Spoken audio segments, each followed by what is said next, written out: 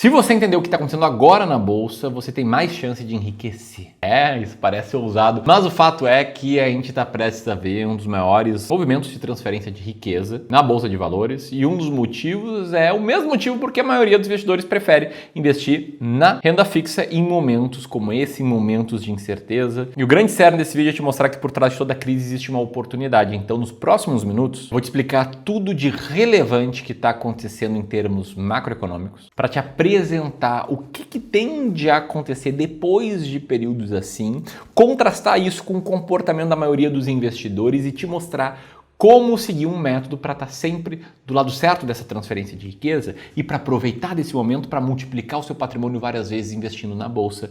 Dito isso, deixa o dedo no like desse vídeo, comenta o que você achou e vamos lá para a leitura do cenário. No início de agosto entrou em vigor a tarifa, de 50% sobre muitas exportações brasileiras. O próprio Trump justificou isso como resposta a políticas e ações incomuns e extraordinárias do nosso governo. Com isso, 36% das nossas exportações estão sendo sobretaxadas em 50%, falando aqui de carne bovina, café, frutas, autopeças, máquina, minério de ferro. Isso fez o governo ter que agir. Como resultado, houve a criação de um plano de contingência. Sim, a gente vai ter que gastar mais dinheiro para mediar essa situação. Esse é o resultado dessa medida provisória chamada Brasil Soberano. E mais gastos sempre preocupam em termos econômicos, em especial no momento em que consistentemente o governo está gastando mais do que arrecada. Os alertas sobre a dívida pública, eles continuam aparecendo. E não é de agora, nosso déficit fiscal vem sendo persistente no Brasil, mesmo com a arrecadação batendo recorde atrás de recorde. E segue gastando mais do que arrecada. Parece aquele seu amigo novo rico, sabe? Começa a ganhar dinheiro e gasta.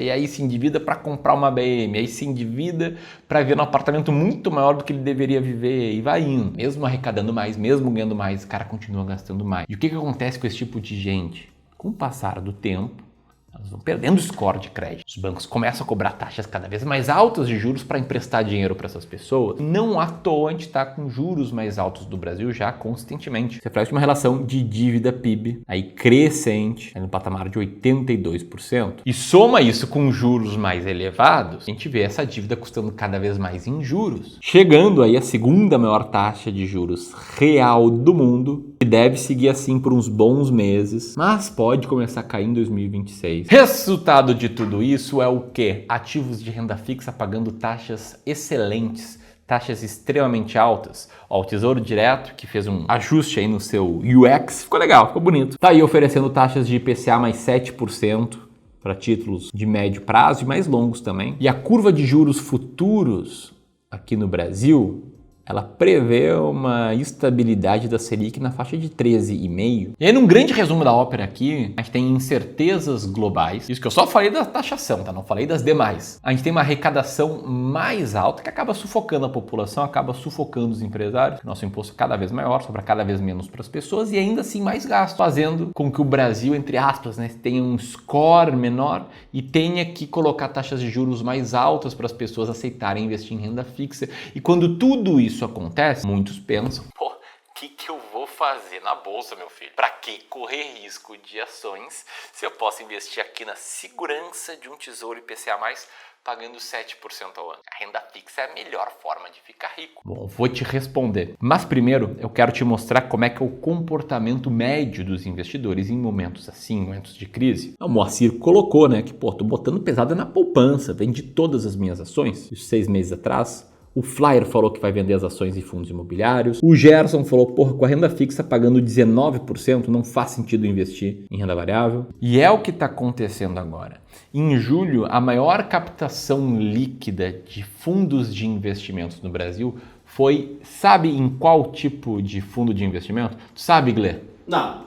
Foi na renda fixa. Nos últimos 12 meses também, renda fixa acumulou quase 100 bi, os multimercados perderam 320 bi e os de ações perderam 75 bi. E as pessoas não estão investindo apenas em fundos de renda fixa, elas estão tirando dinheiro dos multimercado e dos de ações para botar também em ativos diretamente de renda fixa. O número de investidores em renda fixa bateu recorde, são 100 milhões no país. A base de investidores em renda fixa cresce 20% na base anual. E aí trazendo aqui um conceito econômico relativamente simples para quem estudou economia ou administração, ciências contábeis, que é o conceito da oferta e da demanda.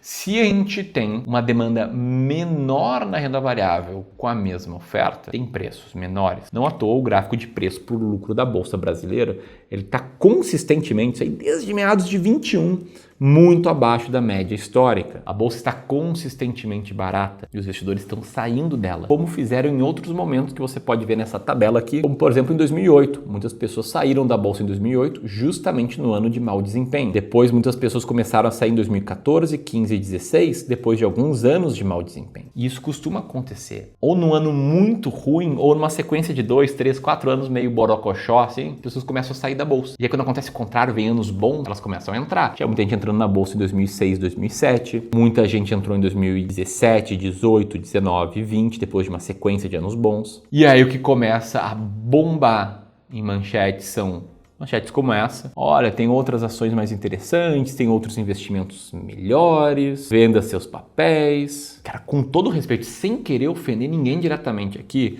eu quero apresentar algo que eu chamei de o ciclo do investidor perdedor, para fins didáticos. O que é o ciclo do investidor perdedor? É o cara que vai lá e compra ações na alta, quando as notícias são boas, quando está tudo bombando, renda fixa está pagando pouco. O tempo passa. E a bolsa até pode subir 1, 2 anos, mas ela começa a se comportar mal. Ou ela despenca, ou ela tem um comportamento ruim. Essas pessoas se desesperam. Nisso, a renda fixa aumentou as taxas.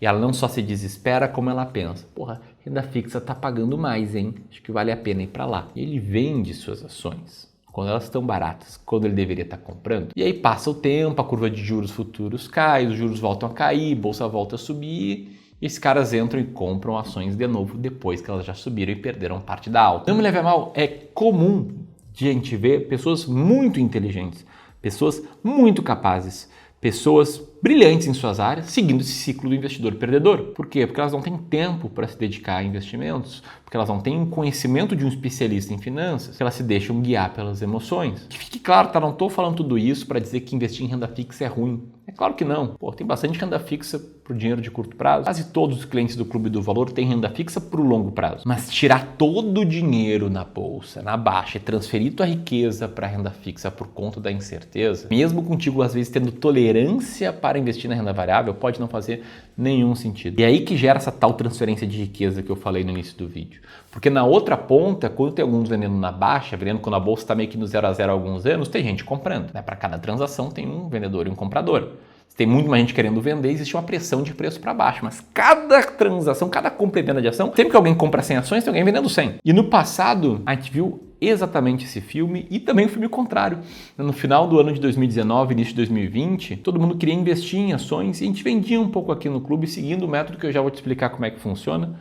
E aí quando a bolsa despencou e ninguém mais queria comprar ações, a gente comprou ações. E de novo, tá? Não tô falando aqui para dizer, certo é só com o clube. Não teve nenhum mérito nosso nisso, a gente só seguiu um plano, só seguiu um método. E se a gente tem mérito em alguma coisa é em ser metódico, isso sim. É isso que eu quero te mostrar. Qual o método que a gente segue para saber sempre quando comprar e quando vender ações. Um método chato pra caramba.